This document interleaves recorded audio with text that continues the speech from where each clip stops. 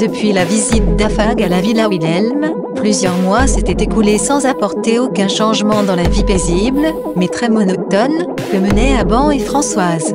Quand Désirée rentrait et qu'elle appelait Françoise ma chère, en lui racontant ses courses, celle-ci ne l'écoutait plus. De son air souriant et paisible, au fond de son être, un tumulte montait, des sentiments qu'elle se refusait à préciser. Les souvenirs évoqués devant elle ne mettaient pas une ombre sur son visage paisible, mais elle portait paisiblement son secret, sans un trouble d'honnêteté, car rien de mauvais ne l'agitait. Mondaine philosophe et non prude bourgeoise, elle ne s'effrayait pas d'une attache secrète, tandis que sa chair, indifférente, eût tressailli de dégoût à la pensée d'une suite d'amants.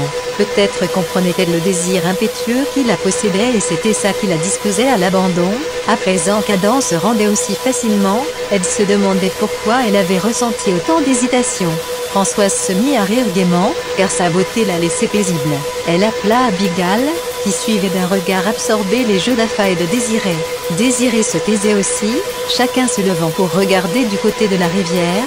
Elle parcourut l'assemblée d'un œil distrait. De l'autre côté de la rivière, un coucou poussa 2 fois son petit cri, puis s'arrêta tout enroué.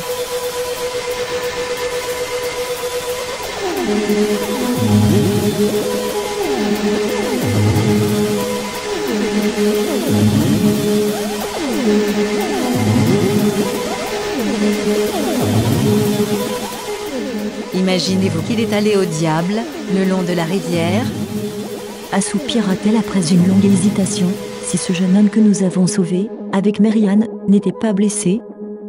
Voici ce que tu vas faire, expliqua Françoise. Ce garçon a besoin de soins. Sa blessure n'est pas dangereuse, mais encore faut-il qu'elle soit pansée sans retard, car avec cette chaleur, la gangrène s'y mettrait.